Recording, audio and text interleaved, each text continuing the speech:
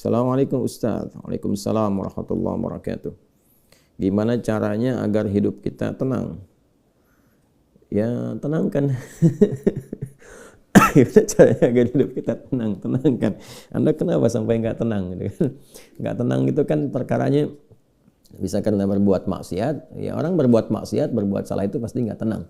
Atau karena, mohon maaf ya, terlalu banyak terbawa oleh urusan dunia, sehingga kehidupannya dipaksa untuk mengerjakan berbagai aktivitas duniawi yang membuat dia terasa lebih sibuk, capek, lelah, sehingga tidak mendapatkan ketenangan yang dimaksudkan. Jadi kalau terlalu banyak ngejar dunia atau juga berbuat maksiat, maksiat dengan ngejar dunia itu berbeda. Ya, kalau maksiat itu sudah otomatis menyalahi ketentuan Allah. Nggak boleh mencuri, nggak boleh korupsi, nggak boleh berbohong. Makanya ketika melakukan, hatinya menolak. Karena di antara makna fitrah itu dan fungsinya adalah cenderung kepada kebaikan. Jadi ada fitrah dalam jiwa kita, di kolbu kita, itu disebut dengan fitrah taqwa namanya. Ya, Quran surah 91 Asy-Syams ayat 7-10, wa nafsin wa ma sawwaha fa'alhamaha fujuraha wa taqwaha. Nah, jiwa takwa ini yang mendorong kita selalu pada kebaikan. Ya, kejujuran, kesabaran, kemuliaan, dan menolak keburukan-keburukan. Karena itu kalau ada seseorang itu berkata yang tidak benar, dia berdusta, hati kecilnya pasti menolak. Itu nggak benar. Ya. Ada orang mau mencuri, misalnya kan, atau korupsi, misalnya itu terfikir berbuat yang nggak bagus, hatinya pasti menolak. Ada gejolak dalam dirinya. Nah, itu yang membuat dirinya nggak tenang. Nah, yang kedua, bukan maksiat, tapi terlalu banyak mengejar dunia, sehingga lupa dengan urusan akhirat, lupa dengan ibadah. Ya, dia bekerja formal, benar, dia nggak menyalahi aturan, dia nggak korupsi, tapi dia berangkat dari gelap, pulang gelap lagi, menempuh perjalanan, kerja lagi, kena kemacetan. Nah, itu potensial akumulasi ini menimbulkan kepenatan, kegelisahan, capek, lelah, sehingga muncul pencarian. Nah, itulah dunia. Walaupun saat dia mengerjakan itu, dia mengerjakan tidak dalam konteks bermaksiat, tapi karena terlampau lelah mengerjakan itu dan penat, nah, rohnya kan menuntut. Di tubuh kita kan ada 3 bagian. Ya, ada fisik di bagian luar, kemudian ada akal ya di pikiran, yang ketiga itu ada hati, ada jiwa spiritual. Masing-masing harus mendapatkan porsinya. Ya, ini kalau bagian tubuh luarnya aja yang makan, fisiknya yang makan, mengonsumsi, tidur, istirahat.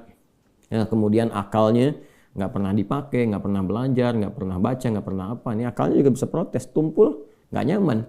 Ya, sebaliknya juga, kalau dia misalnya ya makan, minum, kerja, aktivitas, olahraga, akalnya dipakai, dia baca dan sebagainya, tapi rohnya nggak pernah diberikan porsinya. Dia nggak pernah ibadah, nggak pernah sholat, nggak pernah baca Quran dan sebagainya. Maka ini yang generator kehidupannya, ini sumber ketenangannya, maka tetap akan gelisah. Karena itu ditemukan betapa orang pintar, ya kan, kerja keras dan sebagainya, tapi ya rohnya nggak terisi, banyak yang bunuh diri. Ya, di Jepang terjadi, itu kan. Atau bahkan setidaknya ada orang-orang kaya yang sudah hebat, pinter-pinter, ya di akhir hidupnya apa yang dia kerjakan? Ya cuma datang terapi, nanam kangkung, nanam cabai gitu kan, datangnya untuk mencari ketenangan karena rohnya nggak terisi. Maka Islam alhamdulillah ya agama yang sangat komplit, memberikan pencerahan sekaligus arahan dan pedoman dalam berkehidupan. Fisiknya dituntun, pikirannya juga dimotivasi untuk terus ditingkatkan, pintar sampai ke level yang tertinggi, dan rohnya diberikan porsinya untuk menunaikan ibadah sehingga mendapatkan asupan-asupan menu bagi rohnya. Makanya di kita kan ada sholat, ada puasa, gitu kan? Nah, kemudian ada baca Quran, itu untuk kebutuhan rohiyah kita, untuk memberikan ketenangan. Lalu fisik dipandu, bagaimana cara makan, bagaimana cara beraktivitas, dari mulai bangun tidur sampai tidur lagi kan diatur. Ya, lalu pikiran turun ayat-ayat untuk menjadikan pikiran itu terlatih kuat, kan, bahkan sampai ke level yang tinggi, jenius dan sebagainya. Turun ayat tentang Iqra, banyak baca, turun ayat tentang tadabbur, afala yanzuruna ilal ibili kaifa khuliqat afala yatadabbaruna al-Qur'an, turun ayat tentang riset, inna fi khalqis samawati wal ardi wa ikhtilafil laili wan nahari la ayatil ulil albab, kan, dan seterusnya. Itu supaya semua terstimulus. Nah, jadi kalau ingin tenang, bagaimana cara hidupnya tenang? Seimbangkan 3 bagian tadi. Jadi pikiran kita dilatih supaya kuat, ya supaya tajam dalam berpikir dan mengarahkan bagian tubuh kita untuk bertindak secara benar. Tubuh ini dilatih ya dengan berolahraga, makan yang benar. Ayat-ayatnya banyak sekali. Ya ayyuhan nasu kulu mimma fil ardi halalan thayyibah. Hai orang-orang, hai manusia semuanya, hai orang-orang, hai manusia, silahkan engkau makan sesuai dengan porsi kebutuhan dari yang halal, sumber yang halal, cari yang menyehatkan. Itu di Al-Baqarah 168. Nah, kalau sudah sehat, tubuhnya sehat, dipakai aktivitas, olahraga. Kan banyak hadis-hadis tentang olahraga itu. Alimu auladakum bisibahati warrimaya, kata Nabi, ajarkan anak-anakmu olahraga berenang, atau dengan melentar, atau dengan memanah, atau dengan berkuda. Itu contoh-contoh yang real di era Nabi yang kiranya bisa menyehatkan. Atau kita riset misalnya olahraga apa yang kira-kira menyehatkan, ya, yang senafas dengan tadi jenisnya. Jenisnya bisa berbeda setiap zamannya. Zaman Nabi nggak ditemukan misalnya olahraga futsal, basket, misalkan bola, apalagi jenis-jenis yang sekarang ada banyak atletik dan sebagainya. Tapi kan kita bisa meriset. Oh, ini renang ini apa saja nih manfaat-manfaatnya? Apa nanti olahraga sejenis yang kira-kira yang sama yang bisa dipraktekkan kekinian, atau olahraga yang berbeda tapi manfaatnya sama, melatih otot ini, menyehatkan yang ini, silahkan, walaupun jenisnya nggak sama di era Nabi. Era Nabi misalnya dengan memanah, era sekarang misalnya dengan olahraga menembak gitu kan, sah-sah saja silahkan. Yang penting konsentrasinya sama, walaupun dengan alat atau perangkat yang berbeda. Ya, nanti kalau ingin dilatih lagi dengan panahan ya nggak ada masalah. Jangan disimpulkan begini, kalau kalau panahan sunnah, kalau menembak misalnya bid'ah, nah itu sempit dalam berfikirnya. Ya, dan Nabi pun kan visioner. Di zaman Nabi mengatakan, ajarkan anak-anakmu berenang. Berenang di mana? Di padang pasir. Ya kan? Kan tidak mudah mendapatkan tempat renang, ya kan? Nah, tapi kita tarik ke sekarang kan itu visi yang panjang. Kalau di riset, di berenang ini adalah olahraga yang menyehatkan otot ini, otot itu, untuk cedera, untuk saraf kejepit, untuk macam-macam misalnya. Nah, itu sesuatu yang bisa kita riset, lalu kita bisa keluarkan jenis-jenis baru yang mengambil dari manfaat itu. Itulah riset. Nah, terkait dengan ketenangan ini, apa amalan pokoknya? Karena ketenangan bagian dari pikiran yang disupport oleh keadaan jiwa. Jadi intinya di kolbu. Ketenangan itu intinya di kolbu. Jadi kalau kolbunya nggak tenang, hatinya nggak nyaman, hatinya nggak tenang, itu kebawa ke pikiran. Makanya orang-orang yang kena penyakit hati, sekalipun dia sehat tubuhnya, ya, jenius otaknya, tapi kena penyakit hati. Dia kena penyakit iri. Ya, iri kan iri hati. Saya belum pernah dengar iri akal, iri pikiran, ya, atau iri mata, ya, iri kaki, iri tangan, nggak ada. Yang ada iri hati.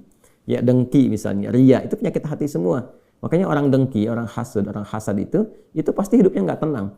Ya, orang berilmu, tapi dia kena penyakit hati, iri kepada orang berilmu yang lain, itu nggak tenang hidupnya. Ya kan? Orang kaya, tapi dia pendengki, kaya terhadap dirinya sendiri, ya, dan dia dengki dengan kekayaan orang lain, itu gak akan tenang. Dia terus pikirin bagaimana melampaui orang itu, bagaimana supaya dia celaka dan sebagainya. Itu yang sangat berbahaya. Maka untuk menenangkan diri itu, amalan-amalannya tidak ada yang lain kecuali meningkatkan ibadah, meningkatkan amal soleh, meningkatkan ketaatan. Semua jenis amal soleh itu di Quran disebut dengan zikir. Disebut dengan apa? Zikir. Salat misalnya namanya zikir di Quran. Disebutkan dengan zikir. Quran surah ke-20 Taha di ayat ke-14. Innani anallahu la ilaha illa ana fa'budni wa aqimis salata li dzikri. Sayalah Allah, kata Allah, tidak ada Tuhan yang layak dipertuhankan dan disembah kecuali saya. Ya, kemudian kata Allah, fa'budni, maka setelah engkau bertuhan kepada saya, kata Allah, sembahlah saya. Nah, ini kalimat yang paling jelas sekali, nggak ada ambigu, terang, menyebabkan kita memahami bahwa ini kebenaran risalah Islam dari aspek ketuhanan. Ya, silakan Anda komparasikan. Ya, saya sejauh ini saya mengkomparasikan, melihat, membandingkan, saya tidak menemukan kecuali di Islam yang di dalam kitab suci mengatakan langsung Tuhannya langsung, ya, yang berkata saya Allah, kata Allah itu kan, ya, tidak ada Tuhan selain saya. Itu tegas sekali. Ya, menyebutkan saya Allah, nggak ada Tuhan selain saya, sembah saya. Dan biasanya kalau ada kalimat atau informasi yang pede jelas disampaikan, itu menunjukkan kekuatan dan kebenaran. Kekuatan dan kebenaran, karena Allah dengan sendirinya, dia kan meyakinkan, ya, kita semua dengan menegaskan sifatnya tegas. Dan karena memang ketuhanan itu hanya dimiliki oleh Tuhan yang benar. Dan karena Tuhan yang benar itu mengatakan sayalah Tuhan, dengan pede mengatakan sayalah Allah, ya, nggak ada Tuhan selain saya. Nggak mungkin ada klaim demikian kecuali dari yang memang benar, yang memang pede mengatakan itu, ya, karena benar, karena hak di situ. Ya, dan kemudian fa'budni, sembahlah saya. Ya, sembahlah saya. Dan kemudian dijelaskan menyembahnya bagaimana. Itulah indahnya dalam Islam. Tauhidnya diatur, ya, tentang Tuhannya. Dan kalau Anda misalnya begini, saya logikakan sederhana, ya. Orang-orang kan kalau nggak pakar, nggak punya kemampuan atau nggak sesuai dengan kualifikasi, nggak mungkin mengatakan itu kan. Ya, ada orang mengatakan misalnya saya adalah pesilat. Mana yang mau bertarung misalnya kan, atau beruji tanding dengan saya. Kalau dia bukan pesilat, nggak mungkin dia bisa mengatakan itu. Ternyata dia bukan pesilat misalnya kan, dia cuma pesilat lidah gitu kan, bukan pesilat tangguh, dan nggak mungkin dia pede mengatakan demikian. Ya, sayalah ahli kungfu misalnya kan, silahkan ada yang ingin tanding mengetes di kungfu. Kalau dia bukan ahli kungfu nggak mungkin mengatakan demikian. Nah, ini Allah mengatakan dengan jelas, sayalah Allah, nggak ada Tuhan selain saya, sembah saya. Nah, bisa nggak ditemukan misalnya dimanapun tuh, termasuk di kitab-kitab yang disucikan, temukan. Ada nggak Tuhan yang mengatakan sayalah Tuhan, ya kan? Disebut namanya, sembah saya. Kalimat itu temukan. Ya, di Quran jelas. Kemudian fa'budni, sembah saya, wa aqimis shalah, dan tunaikan salat. Cara menyembah saya itu dengan menunaikan salat. Dan diatur. Ini indahnya dalam Islam tuh. Ya. Kemudian ditegaskan, saya Allah, saya Tuhan. Kemudian nggak ada Tuhan selain saya, kata Allah. Kemudian sembah saya. Cara menyembahnya pun diatur. Namanya salat. Cara mengerjakannya begini.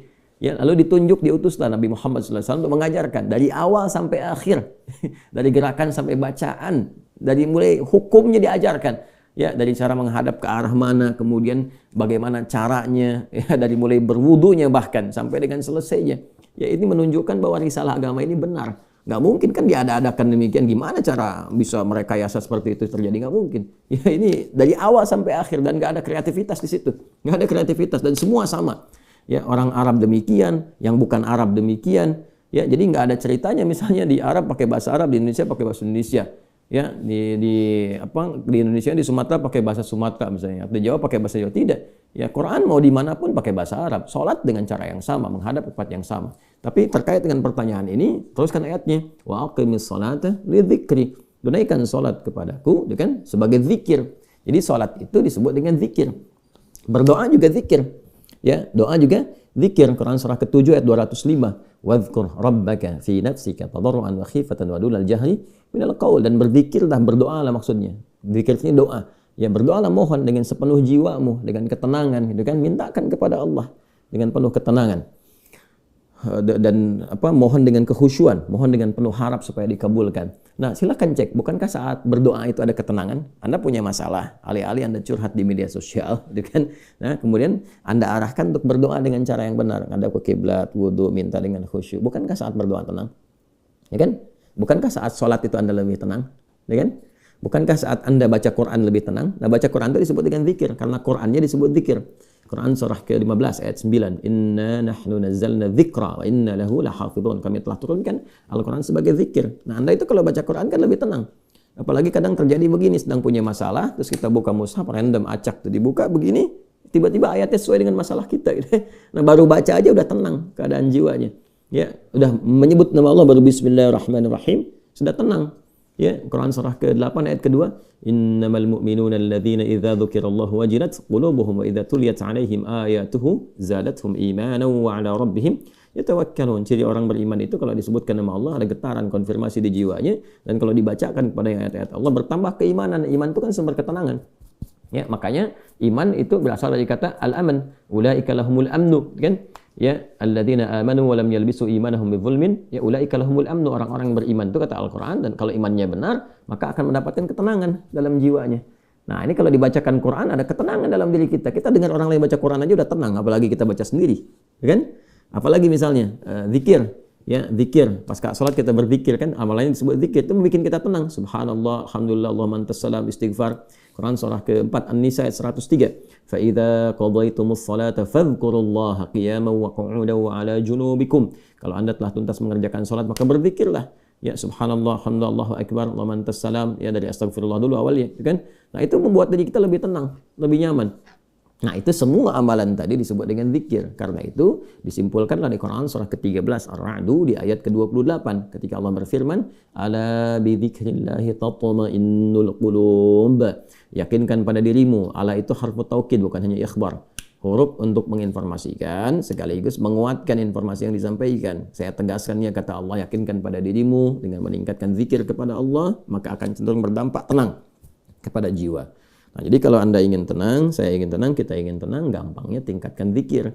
Zikir itu bentuknya ibadah, baik dengan ibadah fisik seperti sholat, baca Al-Quran, atau ibadah harta dengan bersedekah misalnya, ya, zakat itu kewajiban, infak itu tambahkan. Kalau ingin tenang, cobalah pagi-pagi cari orang-orang yang berhak mendapatkan itu sesuai dengan kualifikasi yang disampaikan Al-Quran dan hadis, jalan, temui, bersedekah, nggak usah banyak dipamerkan, ya, macam-macam, bersedekah, sampaikan dengan tulus.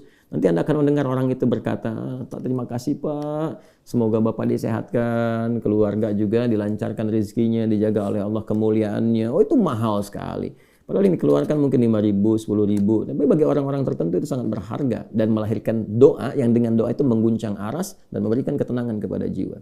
Ya kan? Wallahu ta'ala a'lam bis-shawab.